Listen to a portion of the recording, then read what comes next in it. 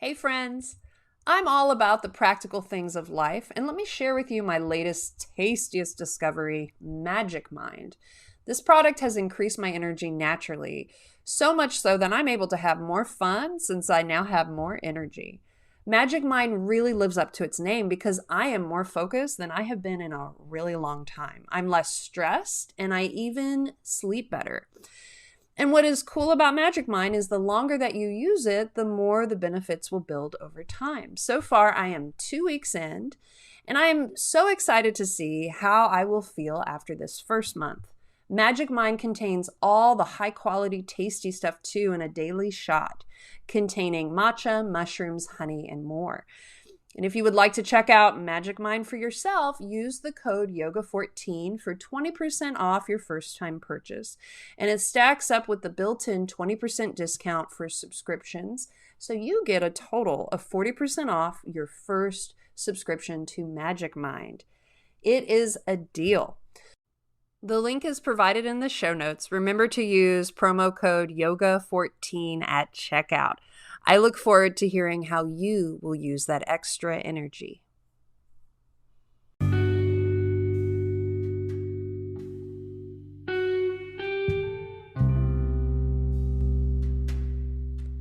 Welcome, friends, to Yoga and Podcast. This show highlights the science and brings the magic of yoga and mind-body practices down to earth for the everyday person to help you live your best life. I'm your host, Ashley A. Weber, a yoga teacher who is very, very curious about all things yoga and. On today's episode, we will explore yoga and education with Rachel Scott. Rachel knows a whole heck of a lot about yoga education, and specifically online yoga education. In this episode, we will talk about what's working in online education and what could possibly be better. We also discuss marketing if you are a heart-centered person and you don't like to promote yourself, and many more fascinating topics relating to yoga education and the business. I am super excited to share with you this conversation. Let's sit back, relax, and enjoy the episode, y'all.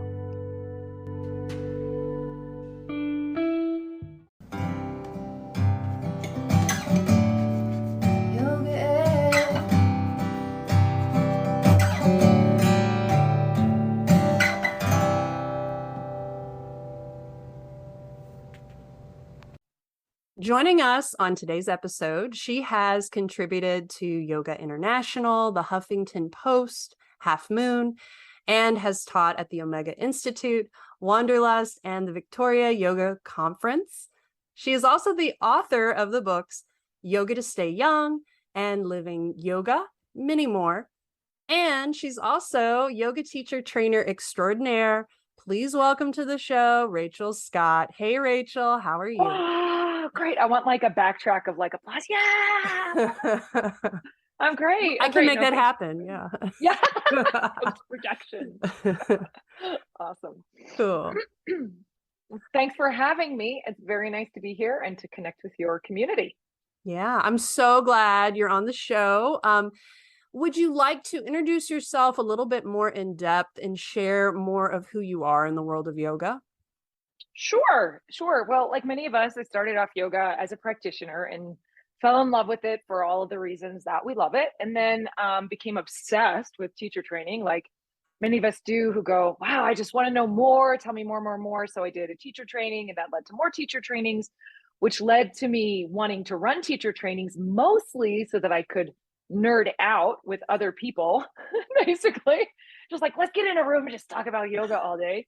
And then that kind of led to sort of running teacher trainings, helping to develop them. And right now, what I do, in addition to running my own, which is awesome and fun, I also love helping studios and teachers create their online courses and their teacher training. So I went away and got a master's in something called instructional systems and learning technology, which sounds very Star Trek, but is basically just about how you create good courses and good online courses. So now that's what I do, which That's is really so fun. cool. I mean, you really did the work. Like, I don't know many yoga teachers who would go and get a master's in that to then apply it to online yoga training. So that's pretty cool. Well, it's what's hilarious to me is that it's a master's of science, which is Uh-huh. so funny because I am so bad at like math and anything that has to see. I'm totally like one of those English lit girls. So having a Oh, got master's of it. science totally cracks me up. Um, but yeah, you know, well, and part of it, part of the inspiration for even doing that in the first place was just I was, you know, this was back before COVID, so online courses were happening, but they weren't, you know, like so prolific as they are now. Mhm. But I took a couple of online courses, one with just a teacher whom I adore. And I was like, this online course is so tedious and hard. And I thought, you know what? There's got to be a way to translate this kind of passion, knowledge, and to help people do that in a way that's a little bit more effective. And so that's what kind of inspired me. I thought, how do we do this really well? Right? Because Mhm. yogis, yeah, like a lot of yogis are, you know, and this is I'm gonna make a terrible stereotype here, but they're like magical unicorn people and they're not necessarily loving to sit down with an Excel spreadsheet and structure things. So I thought maybe I can help kind of bridge those worlds. Yeah, or there's like the technology they put out there looks like GeoCities from like 1998 or something. Like I'm making fun of myself right now. So. Yeah. So you're actually an online education expert. How did you like? So you kind of walked us through like your process of how you became one, but would you like to maybe? Is there more to the story of that? Like, was it just this like drive? You're like, man, I really need to make this happen because I see maybe not the best online education in the world. Like, what was there a drive behind it, like a fire in you to get to where you are now? You know, I think sometimes it's those little whispers that we listen to, you know, which Mm. is, you know, it's less of this resounding voice of the you must, but it's this little whisper that goes over here. Like, I really, this is good. Like, check this out, check this out. Because at the time, I was, you know, the director of Teachers College for Y Yoga in Vancouver, which was a Mm. big, you know, like multi studio kind of thing. I had a very comfy, great job. And yet there was this kind of, I don't know, just this little whisper of, I think this is important. Cool. And, you know, and some of it's a matter of luck too, honestly. Like I was looking into courses. My sister is a huge online nerd, not at all a yoga nerd, but an online nerd. Okay. And she was looking into going back and getting her master's and PhD. And so at first the idea was, oh yay, she lives in Dallas. She Okay. and was like, oh yay, you're far away. I'm in Vancouver. We can do this together. And so that was one of the, you know, just kind of little pats on the bum to move forward. Like, okay, let's get Oh. this going. And then she bailed, and I was like, okay, I'm doing it anyways, you know. And then I was looking into just doing the certification course because who wants to go and get a master's for 3 years? That's silly. And I thought, I'll just do the certification. And then because of the whatever, because of the credits and out of state, it wound up being the same price to do the master's as doing the certification. So all of those things kind of stacked up to a place where I was like, screw it, I'm getting my master's. I'm doing it. I'm in, going, you know. So Wow. I didn't know that it was going to be you and your sister and then it kind of like it kind of no. dissolved and then yeah. She then she Well, hey. failed.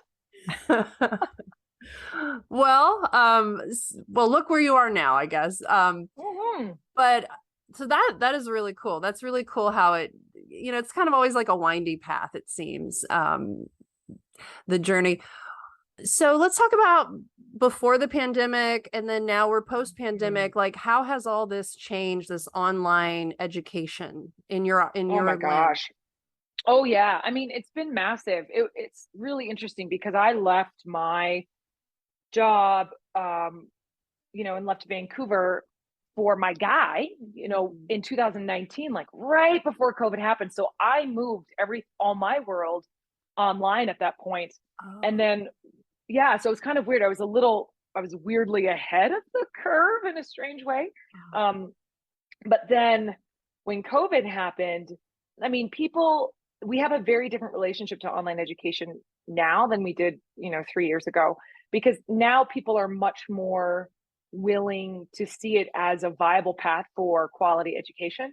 And I think before it was like, oh, that's Mm. great, but I want to do it in person. And so now I think, you know, it used to be just like maybe what we might say the big guys were doing it, doing the online stuff, you know, and now kind of everybody can do it and it can be a natural part of our sort of portfolio as yoga teachers, yoga teachers out there, I love this for us actually. I'm sorry for COVID, but I love this for you because just from a business perspective, we yoga teachers work really hard, and we're right now it's like being a massage therapist where we're only paid for our time. Like I go to a class and I get paid for that class. And now because people are more open to online offerings, now there's more fluency in that and more ease with that.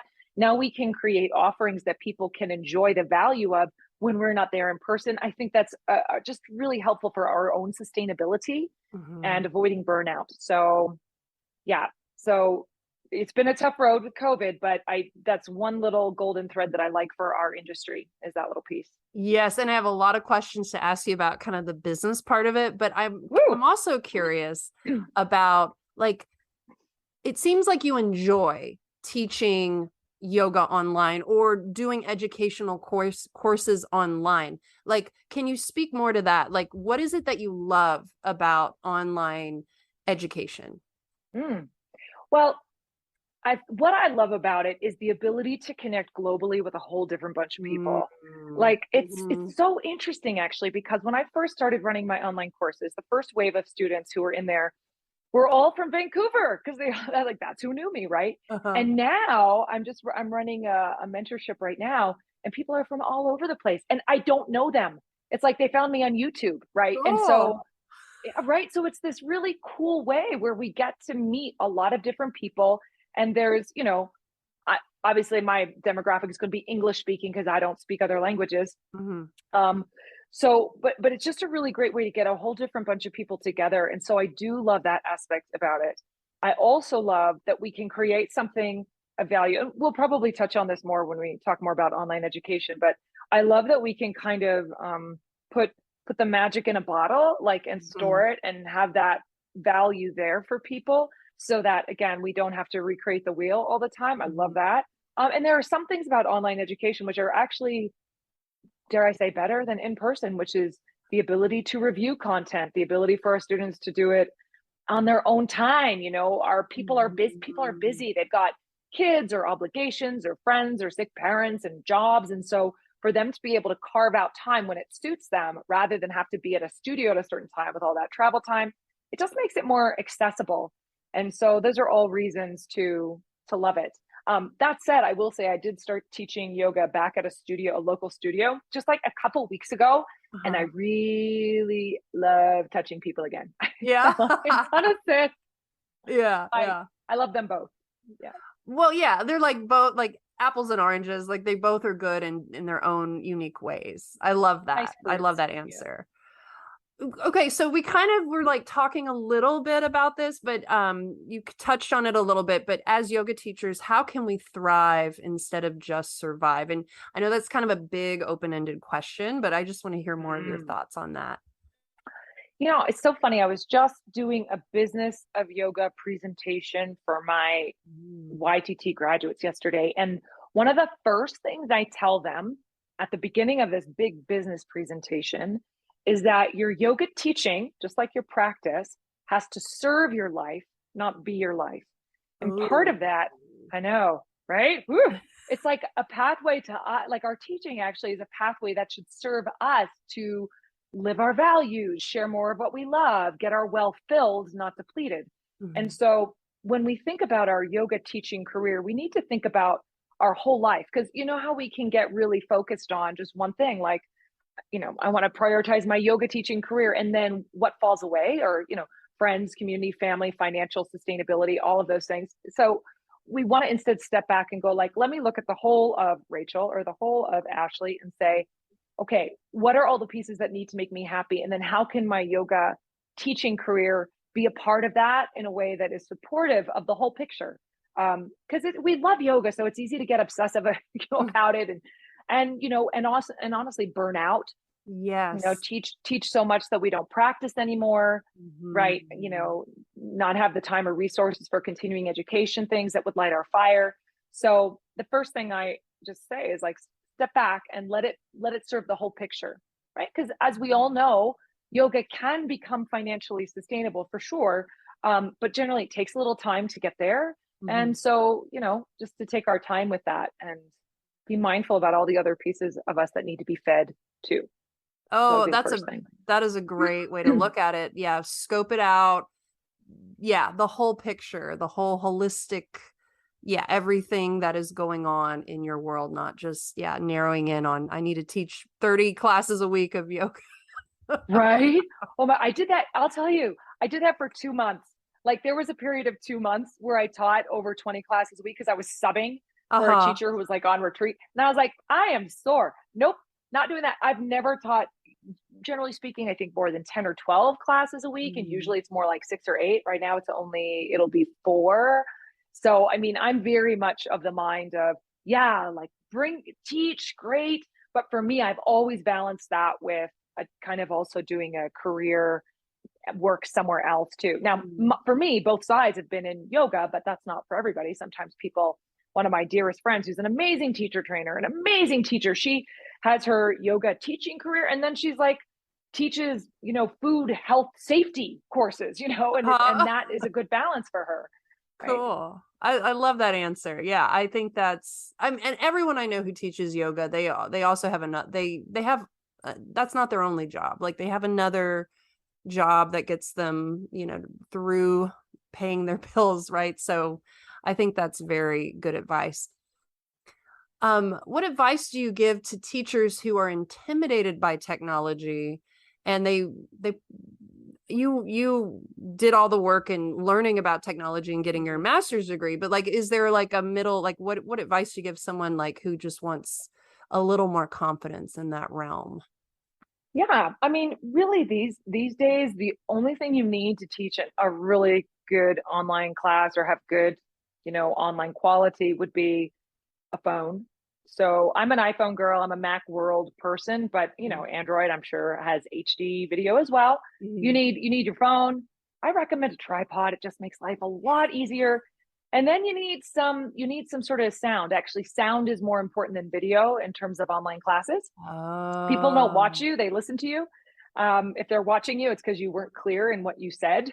So really sound. So, like right now I'm wearing little AirPods, but there's also these little lavaliers that you could buy for like I don't know, $140 that will Mhm. allow your iPhone to pick up really good sound close to your body. Anyways, those are, and that's kind of it. Decent lighting, but you can create that in your home. I have a Mhm. couple of blogs sort of specifically on the tech exactly that I use and some tips and tricks. But I think now the bar has been lowered. Like it used to be more challenging to edit or more challenging to record or get good quality video. And now we have these little magical computers that just, are Yeah. our phones that do everything. Yeah, and we're Crazy. on them all the time anyway, so might as well record something. Exactly. Just capture that magic. Yeah. Yeah. Well, what's the difference between live streaming classes versus evergreen pre-recorded courses? Is one better than the other? Good question. So I'll just hold that to the comparing classes for a minute because Okay. courses are kind of another thing. But with classes, I think they're different. And I think we do well to honor the differences between having a live stream class and Mhm. having a pre-recorded class. So one thing, if you're doing a live stream class, if you're like most of us, you're probably using Zoom, like, or there's stuff like Blue Jeans. There's other tech out there too. But generally speaking, the quality of the video isn't going to be as good. I'll just assume we're using Zoom. It's Okay. not going to be as good. But what you get out, as a kind of compensation for that is the live experience of the class. And you get the teacher there, kind of quote unquote, in the room with you. Hmm. Now, teachers out there who are teaching live classes, I would say, please don't do the whole class on your mat. I might as well watch a pre recorded video. So, the benefit of having a live class is that you can come up to the screen and you can look at your students and you can give them feedback. Like, that's what makes it different than just watching one at home. Hmm. Students like to feel seen and they're showing up to a live class if, most of the time because it makes them feel accountable. They put their videos on, they're doing it because it's helping them to show up, honestly, right? It's like Yeah. it makes them feel like, okay, usually my attention wanders, but when I have this sort of connected space with all these other people and we're in real time, I'm able to make this time for myself more easily. That's the big reason to do a live class in addition to getting feedback from the teacher. So for doing a live class, like You can record them. I record all my live streams and then I put them on my site. But they're kind of bizarre because like first I might demo something on the map, but then I'm running up to the Zoom screen and I'm peering into it like some crazy person because I'm looking at students, you know. So that's one side. And then the pre-recorded side, the benefits of doing a pre-recorded thing are, hey, you can take your time, you can get the lighting just right, you can get the sound just right, you can edit it, you can show things from multiple angles if you want to do different camera things, and you demo it probably the whole time. And so, for me, the film quality of that or the technical sort of aspects of that should be a little higher quality because you have time to make it right. The live stream can be a little bit more of a jumbly organic mess because that's what it brings to the table. So I think they're both good, but I wouldn't try to, if you try to do both at the same time, you generally miss out on one thing. You either can't get feedback to the students because you're stuck in one place, or you know, the quality isn't that great. So I wouldn't marry the two. I would be clear about which one you're doing. I see. Yeah, that makes a lot of sense.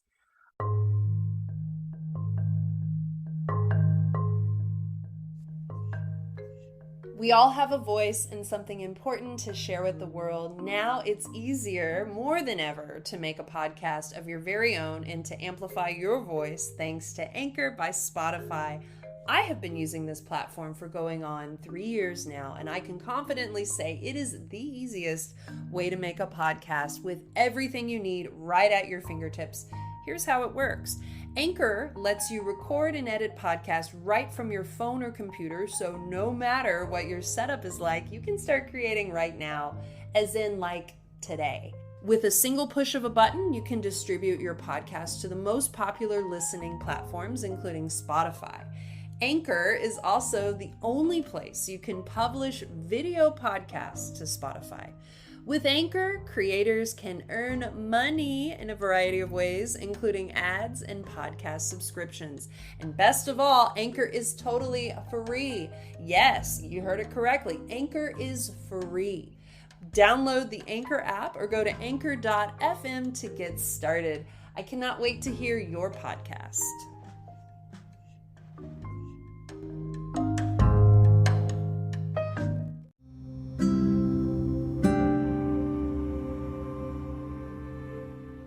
Hey friends! I just discovered my new favorite yoga accessory, Yoga Knees. This product really saved my knees. Yoga Knees helps solve the problem of those times in class when we kneel on hard surfaces like your yoga mat. Now your knees can also be pain-free with Yoga Knees. They are super comfortable and made with durable material. Yoga Knees is a high-quality, built-to-last product. They are a woman-owned business manufactured by women and made in the USA. When you buy a pair of Yoga Knees, $1 of the proceeds goes towards St. Jude's Children's Research Hospital. Yoga Knees is giving you all 10% off your first order. Go to yogaknees.com, that's spelled YOGAKNEES.com, and use promo code YOGAAND at checkout. The link is in the show notes. 30-day money-back guarantee. Remember to use promo code YOGAAND to get 10% off.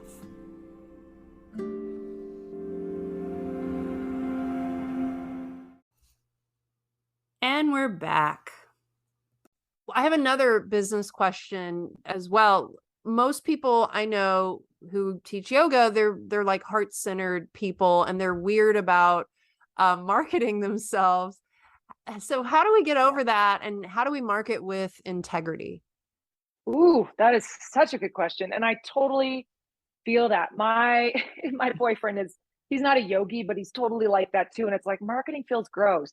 And I'm like, you know what? I think we have to reframe what marketing is, because when we say marketing, the default could be like, oh my gosh, I have to pay for like Google AdWords and manage SEO and like Facebook ads, and we freak out. Like, I mean, that's the feeling that kind of can arise. And I would like to just throw that frame out and create a different frame for marketing, which is that marketing is just a way for you to connect with the people who are going to love what you do.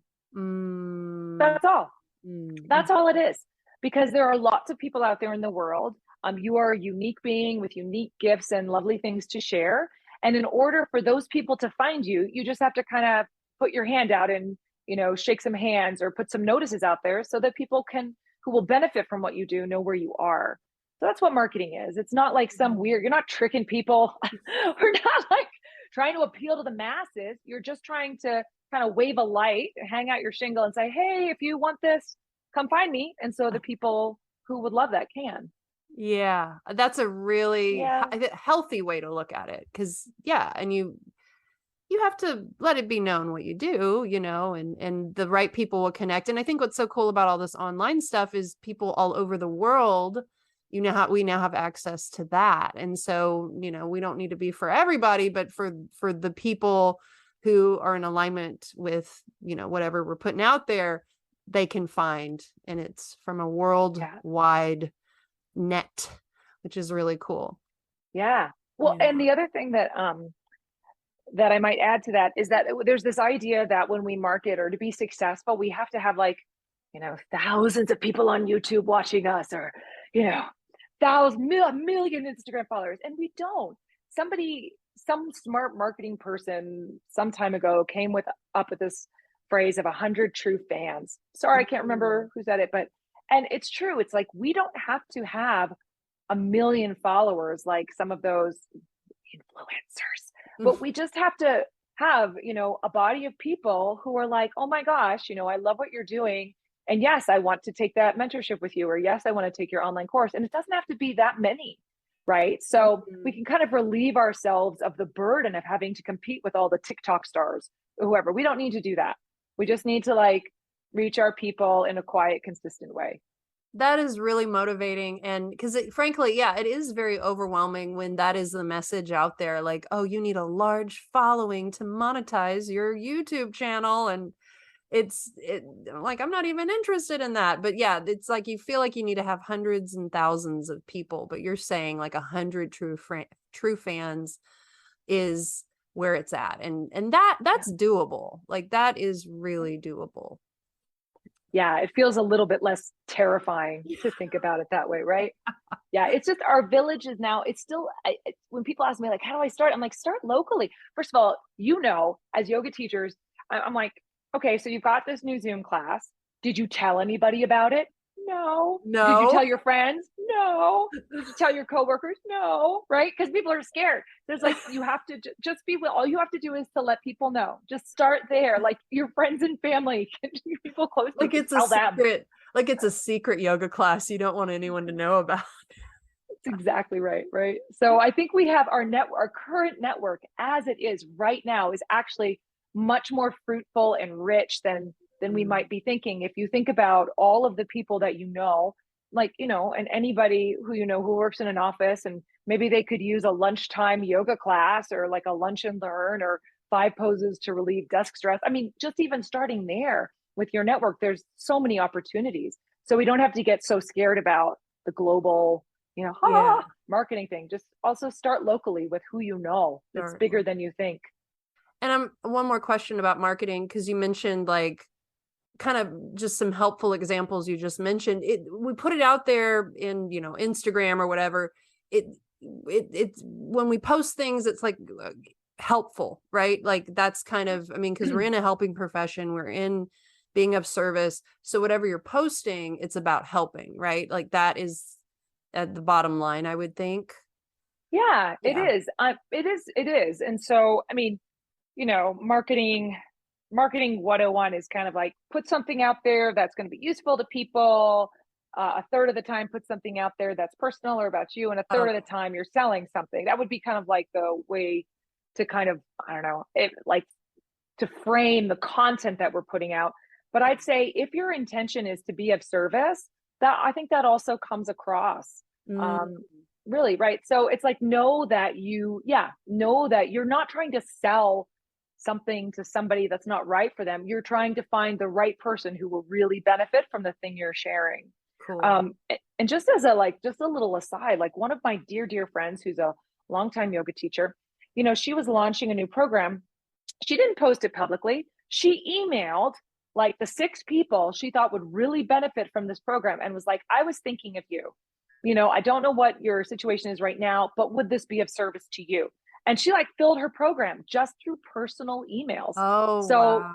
right? So we also don't have to necessarily make everything public consumption for everybody. And I never hear about those moments in marketing that are it's very intimate, very small, like, but very meaningful. And that, I think that speaks a lot to my heart. Like if someone emailed me like in that way, I would be like, yes, I will sign up. Like it's a very sweet gesture.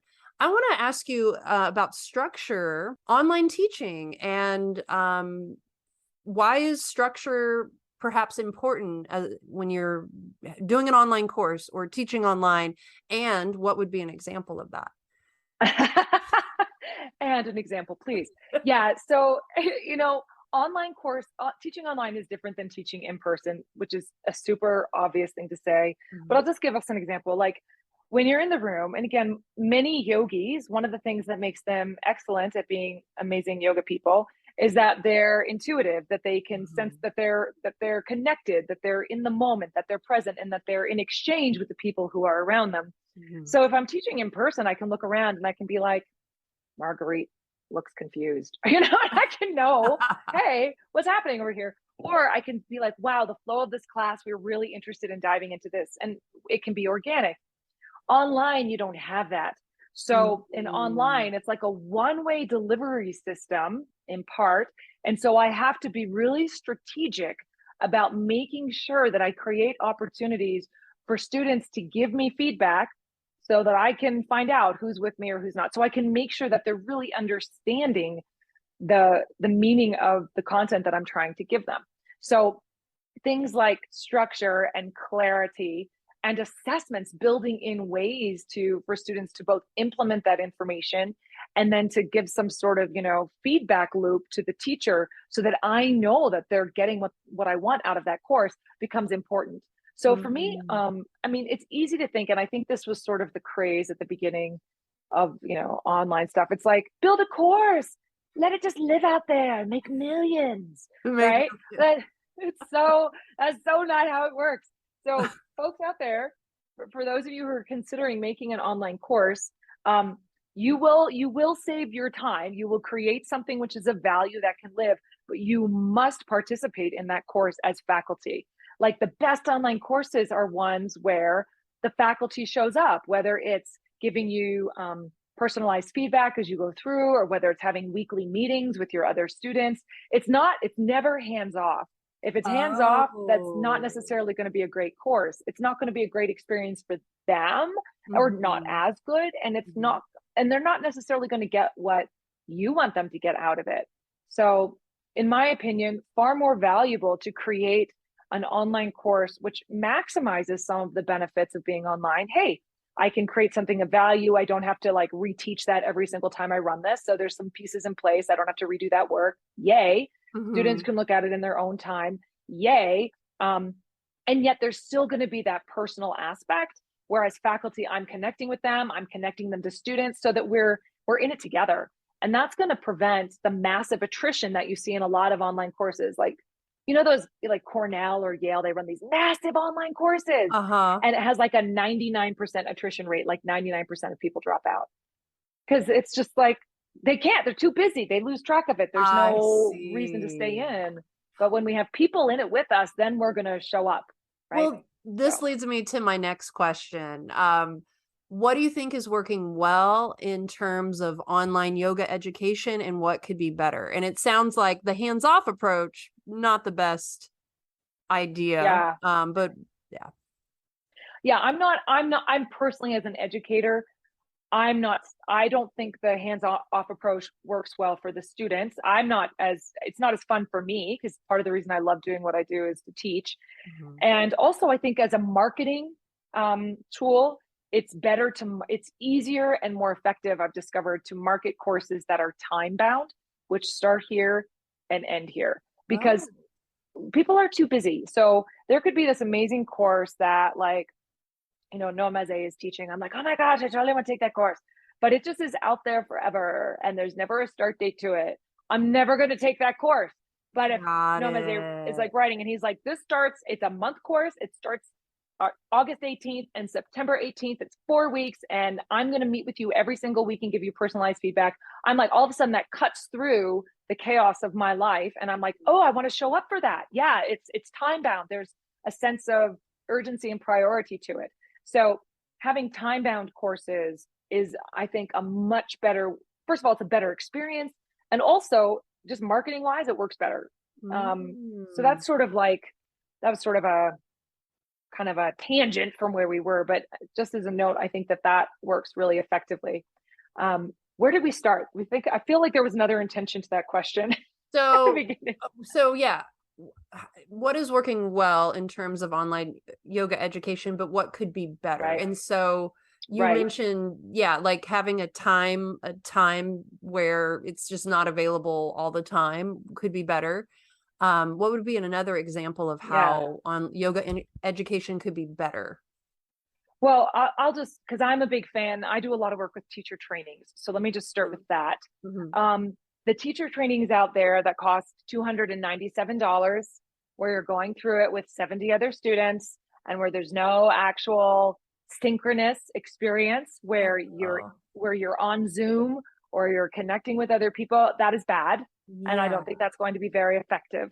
So I don't love that. And I think that's something, and I think Yoga Alliance is going to be working to create standards around the online stuff that now we're seeing. They've had a big job to kind of reframe and reevaluate all those things.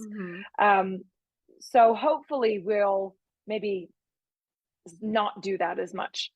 So that's, to me, that's something that's not going well, the sort of massive education, because I don't think students get the personalized feedback that they really need in order to, one, deepen their practice in the way that they probably want to, and two, learn to teach it all in a real way. So you need feedback. You need that kind of expert, those expert eyeballs on you to help you grow. So I don't love that. But what I think is going well is hybrid, right? So having some things which are online in a strategic way that could be what we'll call asynchronous, which means like pre-recorded, having strategically doing that so that students have access to that material and can revisit it and learn. I think that's a great step up. That's awesome. But then also having those touch points, and some, yoga teacher trainings are doing that very, very well. But it is, I will say, to create a really good online course is very time consuming. So putting a course together, and a lot of studios had to scramble. And so now it's a good time to rethink, like, okay, I just put the anatomy together from these, 20 YouTube videos I found that I thought were good. Is that really the best way to run my anatomy portion of my teacher training? Now we can kind of step back and rethink and maybe create something which is a little bit more comprehensive and intentional. So this is a good time to, all those yoga studios out there who just had to rebound in COVID. Now we can maybe be thoughtful about how we want to create our trainings going forward. Yeah, those are some great points. I really agree with you. I didn't realize, I mean, I did know like I guess the yoga teacher puppy mills do exist, but but yeah. So where can we find you in the world, Rachel? Oh, come find me. Okay, so just to kind of connect, and I love connecting, you can find me on Instagram at Rachel Scott Yoga, or on the YouTubes.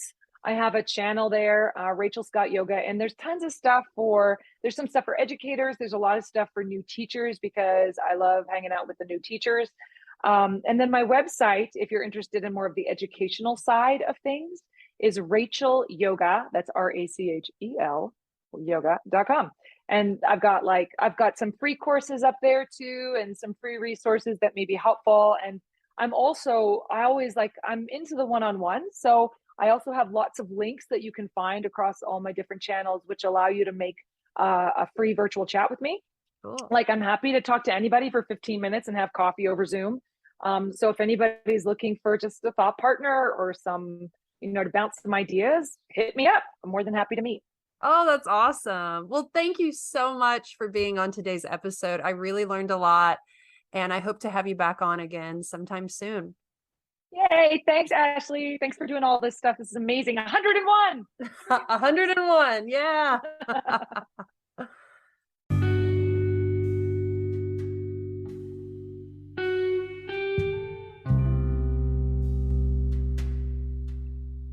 I hope you enjoyed today's episode all about yoga and education with the knowledgeable Rachel Scott. Be sure to connect with Rachel. All of her info is linked in the show notes, so you're just one click away from connecting with her, and I highly recommend that you do that.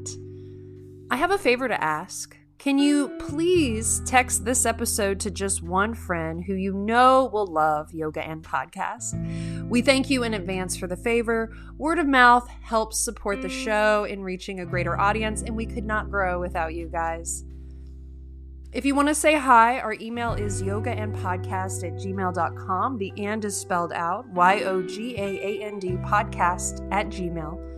Please follow us on Instagram at Yoga and Podcast. We are now on TikTok. The handle is also Yoga and Podcast. When you follow us, we will follow you right back on both platforms. The theme song is performed by Ali Holder, graphics, guest booking, and media by Bentley and Chloe Productions. Thank you for listening.